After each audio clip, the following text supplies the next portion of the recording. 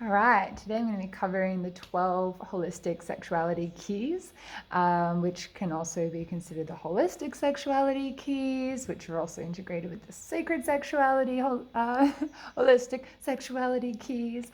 So what I mean by keys are the key points of focus and kind of gateways that you want to explore if you're wanting to dive deeper into unlocking the full potential of your sexuality. So the first key is mindset. Like, what is your mindset around sex? Are you totally goal orientated? Are you trying to push for orgasm? Do you think it should look a certain way? Or is your mindset around wanting to connect deeper, have more love, and just explore what's alive in your body right now? Having a positive mindset, and not the kind of positive mindset that's like, it has to be a certain way, or, something that's like too much about inflating the ego, but just a mindset that's conducive to the most amount of exploration, growth, and yumminess. The second is intention. So intentionality also goes hand in hand with mindset. What is the intention for this practice, whether it's a self-exploration, whether it's a connection with someone else? Next is focus. Where are you focusing? Are you focusing on what you've done that day, or are you focusing on what you're feeling in your body, or are you focusing on your partner's pleasure? So where is your focus? Where is your awareness? And this is a big part of the mindful meditative practices that we do in sacred sexuality and Tantra. Next, we have breath. So breath is such a powerful gateway between the body and the mind. So having conscious breath can help you regulate your nervous system. It can help you move from feeling stressed out and in a sympathetic one to a parasympathetic. It can help you get out of numbness and disassociation and into your body more. It can also create psychedelic DMT release, powerful transcendent experiences of divine bliss. So breath is a really powerful one. There's a lot of different ways that you can use breath in regards to sexuality.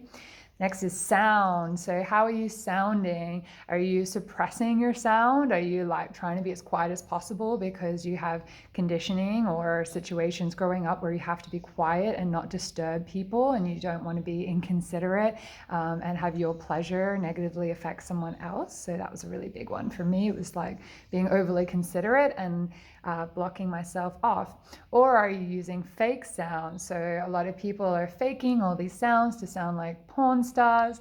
So it's not really this authentic sound. So what we're trying to do is really unlock the authentic, natural sounds that come out during sex. And this helps create more vibration in the body. It helps unblock stuck energy, can help for trauma release and tension release, and just sounding itself can even create orgasms. If you are doing certain types of like umming, mantras, sounding, it can actually, the vibrations of the sound and going into this kind of altered trance state through sound can be a whole experience in and of itself.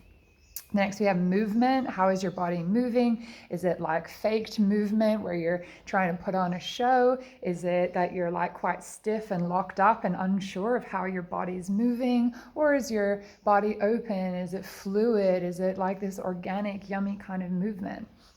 The next, we have energy. So, if you're into the ideas of sacred sexuality, then this is really focusing on sexual energy, building up sexual energy.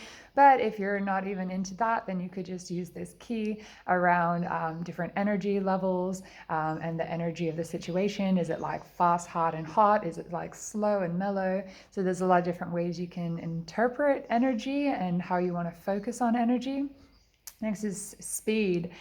So having one speed for the whole session and having sex all the time, whether with yourself or someone else. Having it the same speed all the time can get repetitive. We can get into a unconscious habit of constantly repeating a certain speed. So you want to be, exploring different speeds, even stillness. Like it can be so powerful to actually just be physically connected with someone and in total stillness and just breathing together and feeling each other. And I've even managed to have amazing orgasmic experiences with no actual movement and just pure stillness and presence. So it's a really beautiful thing to start to explore. Next one is around sexual and hormonal health. So this is a huge topic. There's a lot of different ways, not just about STIs, but around how your body is functioning and feeling, your hormonal health, the way that your circulation is going, the way that your body is open, healthy, functioning. So, you know, for me, when I have bouts of my chronic illness and I'm not feeling well at all, and, having really low energy and a lot of immune system things, I find this really affects my sexual function. And things like antidepressants and different kind of pharmaceutical drugs and even hormonal contraceptions and things can all have to do with your sexual desire levels, with how easily it is for you to orgasm. So this is also a big component. Then sexual healing. So if you're holding a lot of trauma, shame, judgment, blockages, numbness, all these kind of ways that trauma shows up, which can even just be like aggressiveness. It can just be, substance abuse. Like there's so many ways trauma shows up. So working with sexual healing and doing de-armoring, releasing, body mapping, learning where your pleasure is, where your tension is, how to release it, all these kind of things, super important.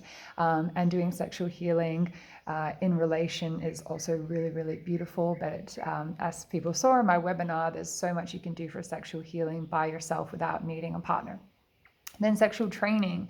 So if you're wanting to be multi-orgasmic, if you're wanting to have 1 hour orgasms and all these kind of fun things you're hearing about, it takes a certain amount of training. It doesn't just magically happen overnight. Just like going to the gym and working out or learning any kind of skill that you need to, practice, you need to train, you need to, find techniques and explore the techniques multiple times and kind of develop. Sexual training is a really beautiful thing if it's something that you're interested in. I mean, if you're not and you don't really give a fuck about having multiple orgasms, then of course don't need to do it. Just like you don't need to train a sport if you have no interest in it. But if that is something that appeals to you, then sexual training is important. In my training, I was doing 5 self-pleasure sessions a day for over a year. It was a really intensive training, but it absolutely changed the way I experienced sex and my body and my pleasure. So it was totally worth doing that investment in myself and really training and exploring what the orgasmic potential and what the pleasure potential in my body was. And my final key is around fun and creativity. So bringing a sense of curiosity and play and wonder and creativity to your sexuality is so important if you really want to be having a thriving, holistic, amazing sexuality that lights you up and doesn't just feel like this thing that happens or this thing that's like a burden and that you suck at or whatever kind of things might be coming up for you. Like adding the sense of fun, play, it's so beautiful, so important. So that's just a quick rundown of the 12 holistic sexuality keys. So this is week 2 in Deep Self-Worship. We go super deep into each of these, have journalings for each of them, and then have a pleasure practice where you integrate all these different keys into this amazing sacred sexuality practice that really gets you starting to explore what happens when you start to change the neuroplasticity in your brain, change all these neural pathways so that you're not always self-pleasuring in the same way and having the same outcome. You're starting to create new pathways, create new ways of your mind and your body connecting as you self-pleasure, which opens you up for so much more amazing potential. So hopefully even just this information has given you some pointers that you can incorporate into your own self-practice or into your lovemaking with other people. But if you want to know more, come join us for Deep Self-Worship.